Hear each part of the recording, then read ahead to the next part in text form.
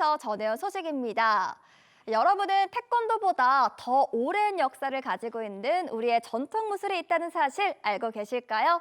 이 힌트를 살짝 드리자면 고구려 시대부터 이어져 온 이 무술의 본고장은 바로 충북 충주시라고 하는데요. 과연 어떤 무술일지 지금 화면으로 만나보시죠.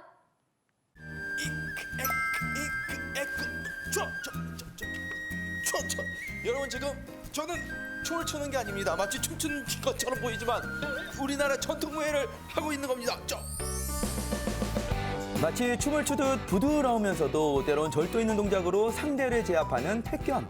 몸이 재산이었던 시대, 우리 민족이 스스로를 단련하고 수양했던 무예 태권의 오늘을 만나봅니다.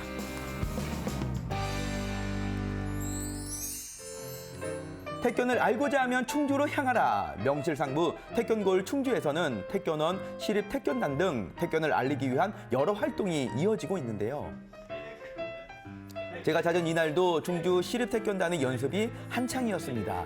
무예가 겨루기 위한 것뿐이 아니라 하나의 예술이라는 것을 아름다운 태권 동작을 보면 알 수 있는데요. 연습하는 모습들을 보니까 제가 이 방금 전에 좀 까불었던 그런 모습을 반성을 하게 됩니다. 지금 제가 보고 있는 이 무예가 바로 태권 맞는 거죠? 네, 그렇습니다. 태권 같은 경우는 우리나라의 어떤 문화유산의 한 가지로서 어떤 무예적인 성격도 물론 갖고 있지만 어떤 문화유산의 성격을 짙게 갖고 있으면서 우리나라에서는 1983년도에 먼저 국가무형유산에 채택이 됐고 그 이후에 2011년도에는 유네스코 세계무형유산에 등재될 정도로 보존의 가치가 높은, 예술성이 높은 우리의 전통무예라고 생각하시면 될 것 같습니다. 과거에는 농사를 짓다가도 멍석을 하나 툭 깔아두고는 태권을 수련했다는 우리 선조들. 예전에는 몸이 재산이었기 때문에 부드럽게 곡선을 그리며 상대를 밀어서 치명타를 입히지 않고 제압하는 것이 태권의 특징이라는데요. 보니까 굉장히 유연하면서도 부드러운 무예가 아닌가 생각이 드는데 어떻게 해서 상대와 겨룰 수 있게 되는 건가요? 태권 같은 경우는 보시다시피 유연하고 어떤 각인함을 함께 품고 있는 어떤 굉장히 어떤 자연스러운 어떤 무예라고 볼 수가 있는데요.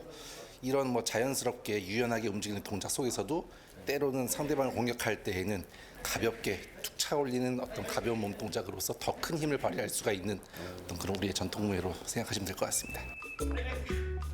2020년 전국체전 정식 종목으로 채택되어 더 많은 사람들이 즐기게 된 태권.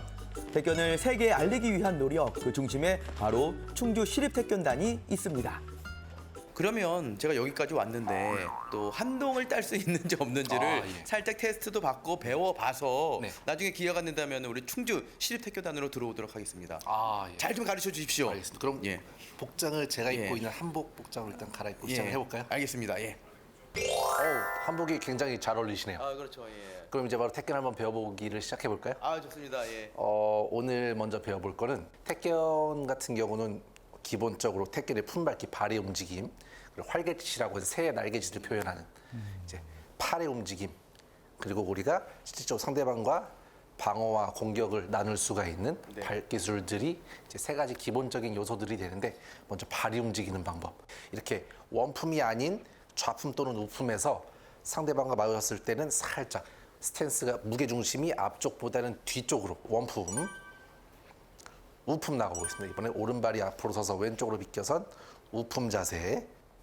그리고 요 품밟기, 원품과 좌품, 우품을 리듬감을 갖고 세 박자로 쪼개서 한번 우품 하나, 둘, 셋, 하나, 둘, 셋, 하나, 둘, 셋. 자, 손은 오른손을 먼저 올려보겠습니다. 자, 아까 전에 품밟기 두 번째로 쪼갰을 때 그대로 들어왔었죠. 요때 손 한번 교차해 주시고 하나, 둘, 셋, 하나, 둘, 셋. 내가 방어를 할 적에 이 사람의 공격은 어떻게 받아들여야 되는가, 그쪽으로 한번 넘어가 보도록 하겠습니다. 자, 마주 보시고 무게중심을 앞쪽으로 들어가, 한 발이 앞으로 비껴선 상태에서 앞으로 들어가 있는 뒤쪽으로 들어가야 됩니다. 툭 치고 들어가서 추가적인 기술, 예, 이렇게.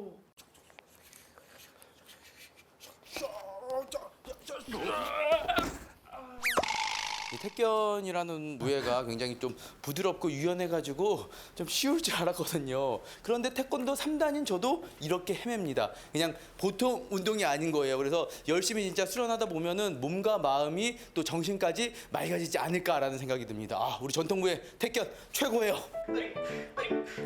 우리 선조들은 태견을 상생과 공명의 철학을 가지고 즐겼다고 하는데요. 다 함께 즐기는 하나의 놀이로 여겼다고 합니다.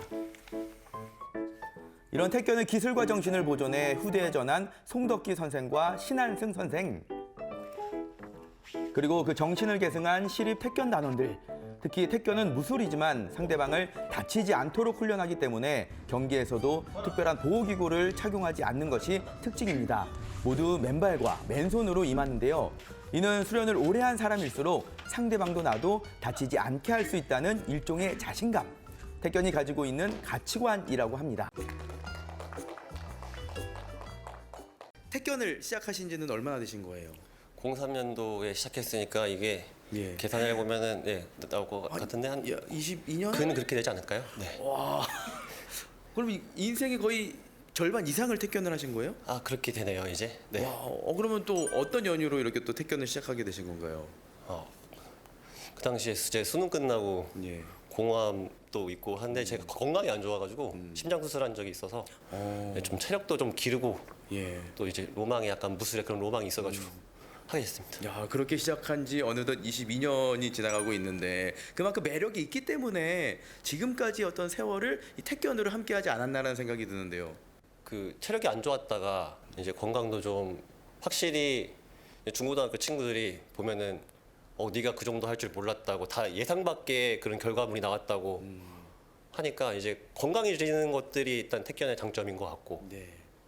예, 그리고 동작이 다른 무술처럼 이렇게 각지거나 막 경쟁에 막 엄청나게 뭐 이렇게 그렇게 매몰되지 않는 게 또 매력인 것 같고. 무술이지만 치열하지 않은 태견처럼 수련자들도 잔잔한 호수 같아 보이죠. 자, 그럼 지금부터는 충주 시립태견단의 태견 시연을 만나볼까요?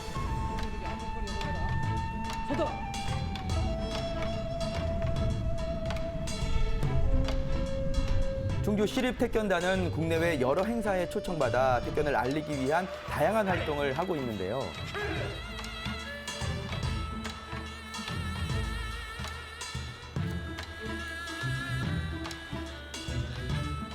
또 시민과 함께하는 태견판을 열기도 하고 태견과 뮤지컬을 더한 새로운 시도도 했다고 합니다. 공연을 준비해 올릴 때마다 반응이 뜨겁다고 하더라고요.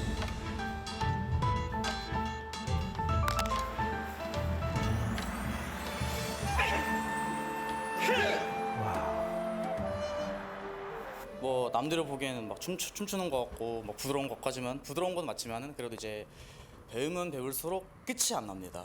정말 배울 거 많고 하면 할수록 제 몸도 좀 건강해진 느낌도 있고 아직도 배우는 중이고. 네.